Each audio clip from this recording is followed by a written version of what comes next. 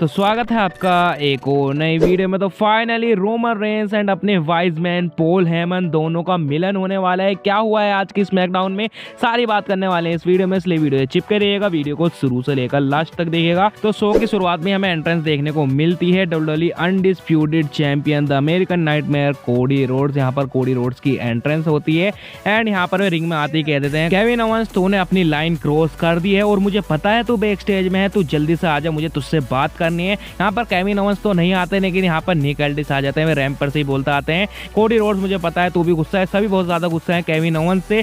और यहाँ पर वे आकर कहते हैं कि हम केविन ओवेंस के मामले को इंटरनली इन्वेस्टिगेट करें। और निक एल्डिस यहाँ पर कोडी रोड्स से ये भी कहते हैं, तूने देखा होगा केविन ओवेंस ने रैंडी ऑर्टन के ऊपर पाइल ड्राइवर लगाया था, जिसकी वजह से उसकी इतनी बुरी हालत हो गई है, इसी वजह से हमारी इस कंपनी में पाइल ड्राइवर बैंड है, ये मूव बैंड है। अब यहाँ पर अपनी कंपनी कहकर सीधे ही यहाँ पर वे इनडायरेक्ट वे में कह देते हैं एडब्ल्यू के बारे में, क्योंकि वहाँ तो पाइल ड्राइवर लगते रहते हैं और वहाँ पर किक आउट भी नहीं होता बंदा पाइल ड्राइवर लगने के बाद। और यहाँ पर डब्ल्यूडब्ल्यूई में रैंडी ऑर्टन एक पाइल ड्राइवर लगाने के बाद भी इंजर्ड हो चुके हैं। तो कुल मिलाकर निक एल्डिस यहाँ पर समझाने की कोशिश करते हैं कोडी रोड्स को, लेकिन कोडी रोड्स यहाँ पर कहते हैं, निक एल्डिस एक काम कर, तू अपने आप को मेरी जगह रख के देख और फिर तू जवाब दे रैंडी ऑर्टन की फैमिली को क्या हुआ है रैंडी ऑर्टन के साथ। बड़ा ही मुश्किल होता है। यहाँ पर वे कहते हैं काफी गुस्से में कि तू क्या चाहता है, क्या मैं केविन ओवेंस के घर में जाऊँ, उसके घर में जाकर मारपीट करूँ, तबाही मचाऊं, तू क्या चाहता है कि तेरे ब्रांड का चैंपियन ये सब करे, घर में जाकर मारे। अब यहाँ पर हमें तो मजा ही आने वाला है अगर घर में जाकर कोडी रोड्स पीटते हैं केविन ओवेंस को। इसके बाद कोडी रोड्स कह देते हैं निक एल्डिस से, अब ये डिसीजन तेरे हाथ में है। इसके बाद हमें केविन ओवेंस का भी सेगमेंट देखने को मिलता है। वे रिंग में आकर सेगमेंट नहीं करते, वे करते हैं अपनी कार में, कार से भी वीडियो भेज देते हैं। यहाँ पर वे कहते हैं अब तो मुझे स्मैकडाउन पर आने ही पड़ेगा, क्योंकि निक एल्डिस मुझसे गुजारिश कर रहा है, वो कह रहा है कि उन्होंने कंपनी का गोल्डन बॉय कोडी रोड्स कह रहा है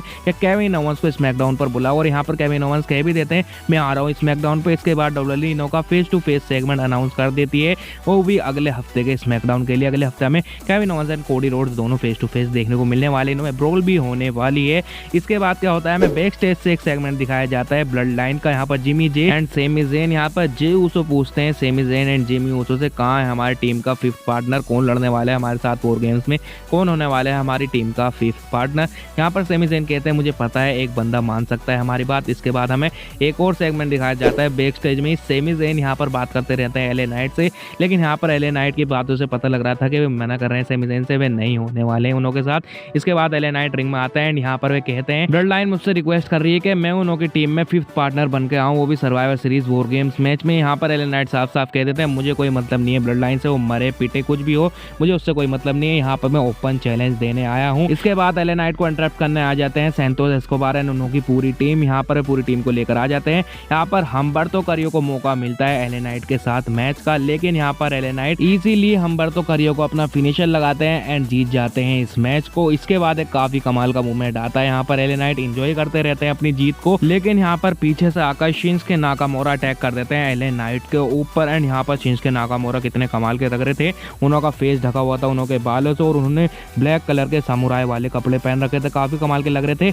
अब यहाँ पर ऐसा लग रहा था जैसे कि यहाँ पर शिंसुके नाकामोरा रिलीज होने वाले कंपनी से, लेकिन डब्ल्यूडब्ल्यूई के पास उनके लिए एक प्लान्स है। तो यहाँ पर हमें आज रिटर्न देखने को मिल गया है शिंसुके नाकामोरा का, जिससे मैं तो काफी खुश हुआ हूँ, क्योंकि काफी अच्छा टैलेंट है शिंसुके नाकामोरा। इसके बाद हमें बैक स्टेज से दोबारा से ब्लड लाइन को दिखाया जाता है, ये तीनों मिलकर अब जाते हैं रोमन रेंस के लोकर रूम में। यहाँ पर तीनों ही रोमन रेंस के रूम में खड़े रहते हैं। इसके बाद पीछे से निकल कर आते हैं रोमन रेंस, यहाँ पर रोमन रेंस आकर कुर्सी पे बैठ जाते हैं एंड यहाँ पर वो फील आती है कि रोमन रेंस ही इन सब में ट्राइबल चीफ। अब यहाँ पर भले ही जे ऊसो कह रहे हो कि हम दोनों बराबर हैं, लेकिन यहाँ पर लग तो रोमन रेंस ही रहे हैं और डब्ल्यूडब्ल्यूई ऐसा दिखा भी रही है। इसके बाद क्या होता है, यहाँ पर कह देते हैं हम नहीं ढूंढ पा रहे रोमन रेंस फिफ्थ पार्टनर। इसके बाद क्या होता है, सोलो सिको अपनी रैंप पर से एंट्री करते रहते हैं, यहाँ पर रोमन रेंस एलईडी स्क्रीन में देखते रहते हैं एंड रोमन रेंस खुद भी गुस्सा होकर चल देते हैं रिंग की तरफ। यहाँ पर सोलो सिको अपनी पूरी एंट्रेंस कर रहे हैं पूरे अपने चेले चपाटों के साथ। यहाँ पर सोलो सिको कहते हैं एक्नॉलेज मी, यहाँ पर उनके बंदे एक्नॉलेज करते हैं, ज्यादा यहाँ पर क्राउड तो एक्नॉलेज नहीं करता। इसके बाद क्या होता है, सोलो सिको इससे पहले कुछ बोले, यहाँ पर रोमन रेंस का थीम सॉन्ग प्ले हो जाता है एंड यहाँ पर रोमन रेंस की एंट्रेंस पर हमें Jimmy Uso, Jey Uso and Sami Zayn देखने को मिले थे। काफी दिनों बाद ऐसी वाइब आई थी जैसी वाइब 2022-23 में हमें आया करती थी। इसके बाद क्या होता है, रोमन रेंस एंड उनों के साथ पूरी ब्लड लाइन रिंग में जाती है एंड यहाँ पर काफी बुरी तरीके से तोड़ने लग जाते हैं एक दूसरे को। यहाँ पर सोलो सिको की टीम भी तोड़ रही है, काफी खतरनाक यहाँ पर हमें इनों में ब्रोल देखने को मिलती है। और यहाँ पर ये ट्रेलर दिखाते हैं हमें, क्योंकि अभी पिक्चर तो आनी सर्वाइवर सीरीज वॉर गेम्स में बाकी है जब इनों का मैच होगा।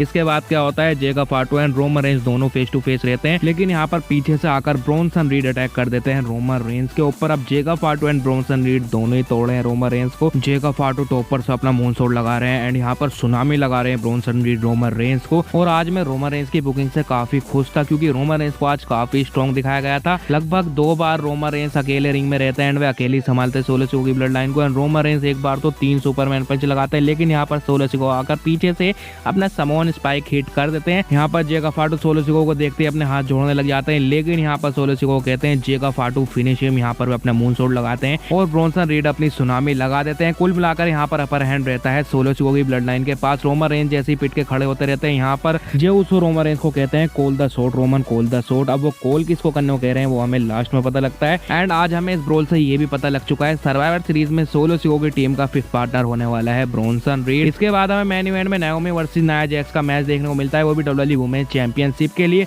अब मैच काफी कमाल का था। नाओमी की यहाँ पे काफी कमाल की परफॉर्मेंस थी। बैक स्टेज से यहाँ पर लिव मॉर्गन एंड रखेल रोड्रिगेज अटैक कर देती हैं Bianca Blair and Jade Cargill पर। यहाँ पर टिफनी भी आ जाती है नाया जैक्स की मदद करने और यहाँ पर टिफनी को बजाने आ जाती हैं बेली। और यहाँ पर ऐसा लगता है जैसे कि एक बार को यहाँ पर नाया जैक्स हारने वाली है, लेकिन यहाँ पर क्या होता है नाया जैक्स अपना फिनिशर लगाती है और यहाँ पर वो रिटेन कर जाती है अपनी चैंपियनशिप को। काफी कमाल का यह मैच था। अगर नाओमी आज इस मैच को जीत भी जाती तो कोई बुरा नहीं होता क्योंकि काफी कमाल की यहाँ पर उनकी परफॉर्मेंस थी एंड यहाँ पर क्राउड भी उनके साथ था। इसके बाद हमें लास्ट में मेन इवेंट में रोमन रेंस का एक सेगमेंट देखने को मिलता है, वो भी बैक स्टेज से। यहाँ पर रोमन रेंस अपना फोन लेते हैं हाथ में एंड यहाँ पर वे कहते हैं कॉल वाइज मैन। अब यहाँ पर जैसे ही वाइज मैन कहते हैं काफी कमाल का क्राउड का पॉप आता है, क्राउड फट जाता है। यहाँ पर रोमन रेंस जैसी कॉल लगाते हैं, कॉल लगती नहीं है। यहाँ पर ऐसा कहती है कि number is not in service. यहाँ पर रोमन रेंस चौंक जाते हैं और रोमन रेंस के हाथ से फोन ही गिर जाता है। रोमन रेंस यहाँ पर परेशान हो जाते हैं, लेकिन यहाँ पर ये काफी अच्छी बात है कि अब हमें पॉल हेमन की स्टोरी लाइन भी देखने को मिलने वाली है। काफी ज्यादा मजा आने वाला है। तो ये कुछ हमें देखने को मिलता है आज की स्मैकडाउन में। आपको आज की स्मैकडाउन कैसी लगी कमेंट्स में जरूर बताना है। तो बस आज की वीडियो यहाँ तक की थी। आपको वीडियो कैसी लगी कमेंट्स में जरूर बताना है। आपको इस तरह की वीडियो देखना पसंद है तो हमारे चैनल को जरूर से सब्सक्राइब करना है।